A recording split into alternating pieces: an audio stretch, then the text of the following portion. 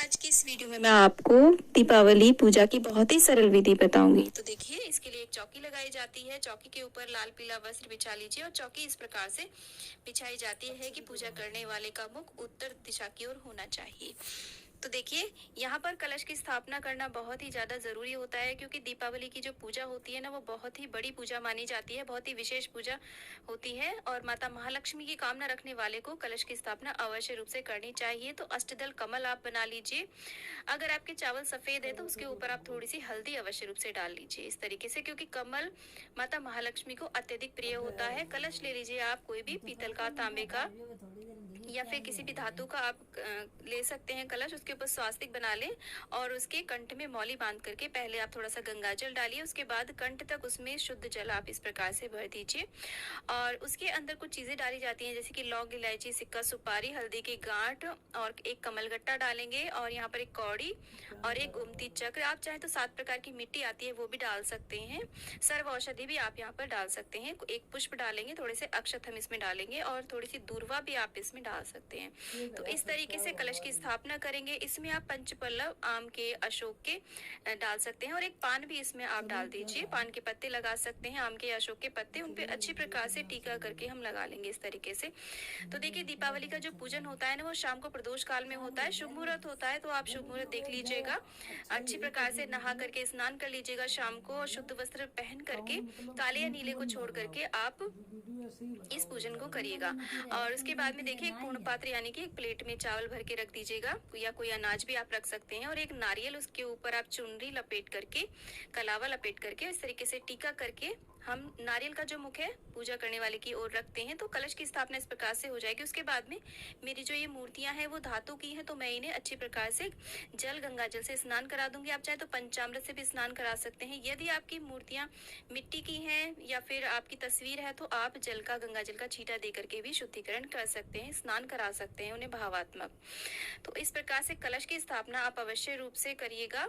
और यहाँ पर देखिए, अगर आप अष्टदल कमल नहीं बना पा रहे हैं तो कलश के नीचे आप यहाँ पर सप्तधान भी रख सकते हैं। और इस तरीके से देखिए, यहाँ पर यंत्र आता है, आप चाहे तो देखिए नवग्रह यंत्र रख सकते हैं। और जो भी आपके घर में धन हो, यानी कि कैश हो, कुछ सोने चांदी की वस्तुएं, उनका भी पूजन करें। जो भी आप नए बर्तन या नई चीजें लेकर के आए, नई झाड़ू लेकर के आए हैं धनतेरस पे, उसको भी पूजा में अवश्य रूप से रखा जाता है, उसका भी पूजन किया जाता है। उसी के साथ में यहाँ पर स्थापित किए जाते हैं, देखिए इस तरीके की पोटली करी जाती है और साथ में कौड़ी लाए हैं, गोमती चक्र लाए हैं, कमल गट्टे लाए हैं और उन्हें भी पूजा में स्थापित किया जाता है। और ये पोटली कैसे बनाई है मैंने, इसका वीडियो ऑलरेडी मैंने चैनल पे डाला हुआ है, आप देख लीजिएगा। और यहाँ पर देखिए, एक बड़ा सा हम दीपक रखते हैं और कोई भी आप देखिए तुलसी का छोटा सा गमला लाए हो, खेल खिलौना लाए हो, उनको भी पूजा में रखिएगा। देसी घी का हम दीपक प्रज्वलित करते हैं माता महालक्ष्मी का नाम लेते हुए। उसके बाद में हम जल का छींटा दे करके यहाँ पर स्नान करा देंगे, शुद्धिकरण कर लेंगे अपने ऊपर भी, और हाथ में अक्षत पुष्प लेकर के हम सभी देवी देवताओं का हम आवाहन करेंगे और उनसे प्रार्थना करेंगे कि वो हमारा पूजन स्वीकार करें। इस प्रकार से अक्षत पुष्प हम यहाँ पर छोड़ देते हैं। इस तरीके से देखिए, परिवार के सभी सदस्य मिलकर के इस पूजन को करें। सभी इस प्रकार से देखिए, यहाँ पर हमने वस्त्र रूपी कलावा अर्पित कर देंगे सभी को। तो सभी यहाँ पर बैठ करके पूजन करें और इस तरीके से देवी देवताओं का पूजन करने के बाद में सभी टीका करें, हाथ में कलावा धारण करें। तो इस प्रकार से देखिए, वस्त्र रूपी कलावा अर्पित करने के बाद में हम सभी को टीका करेंगे अक्षत से, रोली से और चंदन से। इस प्रकार से सभी को टीका करेंगे। और आप यहाँ पर तस्वीर से भी पूजन कर सकते हैं, पोस्टर से भी आप इसी प्रकार से पूजन कर सकते हैं। तो जो भी पोस्टर में दिए हैं, यहाँ पे गज दिए गए हैं, उनका भी हम इसी प्रकार से पूजन करेंगे। जो भी आपने धन रखा है या सोने चांदी की वस्तु रखी, सभी का पूजन करें। और जो भी हमने कुबेर पोटली, धन वर्षा पोटली जो हमने बनाई है, उसका भी हम अक्षत पुष्प, रोली, हल्दी, चंदन से पूजन करेंगे। धूप दीप उसे भी दिखाएंगे अच्छी प्रकार से। और यहाँ पर देखिए, कौड़ी, गोमती चक्र और कमलगट्टे का भी हम पूजन करेंगे, क्योंकि ये धन सूचक वस्तुएं होती हैं। और इसी प्रकार से देखिए, यहाँ पर जो भी नया हम बर्तन लेकर के आए उसका भी पूजन करेंगे, या झाड़ू लेकर के आए, झाड़ू का भी हम यहीं पर पूजन कर लेंगे। और जो दीपक हमने प्रज्वलित किया है ना, उसका भी पूजन करेंगे।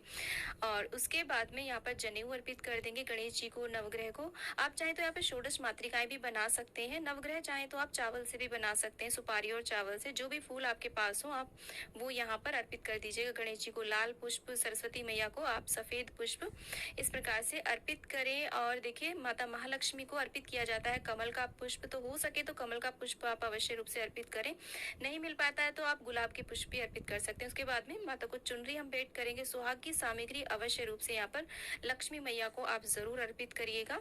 तो इस तरीके से हम दिखा करके यहाँ पर रख देंगे छुआ करके, और उसके बाद में सप्तधान जरूर अर्पित करें माता को, और धनिया जरूर यहाँ आज के दिन आपको अर्पित करना चाहिए। और भोग प्रसाद में देखिए कोई मिठाई हो, आप मार्केट से लाई हो या आपने खुद बनाई हो, और खील बताशे और ये जो खांड के बने हुए खिलौने आते हैं वो जरूर अर्पित करें। जो भी आपको मौसमी ऋतु फल मिल जाते हैं 5 प्रकार के 7 प्रकार के, उन्हें जरूर अर्पित करें। और माता को इत्र जरूर अर्पित करें। यहाँ पर इत्र अत्यधिक प्रिय होता है माता महालक्ष्मी को।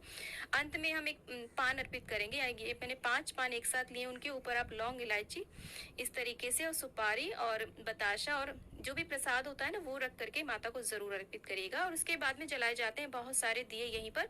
इन दियों को यहाँ पर कम से कम 5 दिए तो देसी घी के जलाए जाते हैं, बाकी सरसों के तेल के आप जला सकते हैं। तो सारे दिए तैयार करके फिर दियों का पूजन करके घर में बाकी जगह पे रखा जाता है। माता महालक्ष्मी को हल्दी कुमकुम अत्यधिक प्रिय होता है, तो आप किसी भी दिए में भर करके या किसी भी कटोरी में भर करके माता को हल्दी कुमकुम जरूर अर्पित करें, और बाद में उसे आप प्रयोग में ला सकते हैं। तो इस प्रकार से उसके बाद में दीपावली की कथा अवश्य रूप से सुननी चाहिए। कथा का वीडियो आपको अलग से मिल जाएगा, क्योंकि वीडियो बहुत ज्यादा लंबा हो रहा था। मैं अलग से कथा का वीडियो आपको दे दूंगी। तो इस प्रकार से हमें कथा करनी चाहिए। माता महालक्ष्मी की कथा है दीपावली की, हाथ में अक्षत पुष्प लेकर के।